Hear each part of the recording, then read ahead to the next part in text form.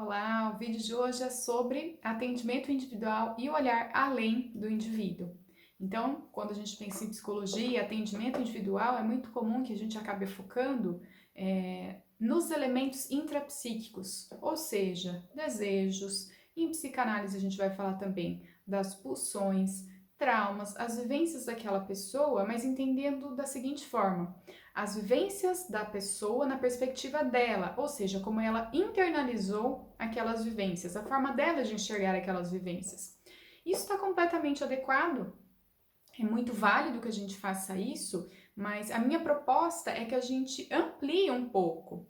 Não é que nós não vamos dar valor ou importância à forma como o sujeito internalizou as vivências, mas a gente precisa ampliar para olhar para os elementos do vínculo. O vínculo pensando aquilo que acontece entre duas pessoas. Qual que é o laço que está sendo formado ali? O que isso implica de cada um?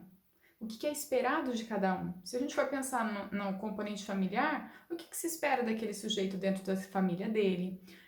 Quais são os combinados, os acordos que esse sujeito sente que tem que cumprir? Quais são as repetições que você verifica, né? Que às vezes passa de geração em geração e aquele seu paciente ali individual que você está trabalhando, ele traz elementos de outras gerações que a sua família já viveu lá atrás. Vivências sofridas, né, difíceis de serem elaboradas, que ele mesmo não percebe. Mas é importante que nós, enquanto psicólogos, ampliemos essa visão e olhemos, né, tanto para o sentido das pessoas que o sujeito está se relacionando mais próximas, como até mesmo a questão da sociedade. O que é imposto para a gente enquanto cultura, o que é adequado, o que se espera, por exemplo, de uma mãe, o que se espera de um pai, de um homem, de uma mulher.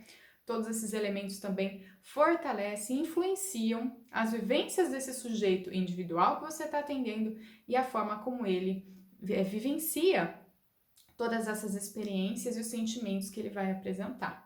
Então, não é negligenciar ou abandonar essa questão da forma como o sujeito se vê, mas é considerar que, além disso, a gente tem que considerar que o vínculo, aquilo que se impõe nas suas relações cotidianas, que envolve outras pessoas, também vai influenciar muito no sentido de como esse sujeito enxerga a si mesmo e a própria realidade. Então, ampliar, né? Não só a relação do intrapsíquico, mas aquilo que acontece na intersubjetividade, entre as relações.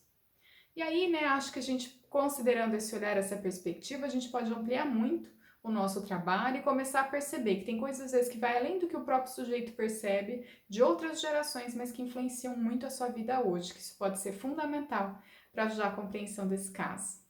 Bom, gente, por hoje é isso. Fiquem bem e até a próxima!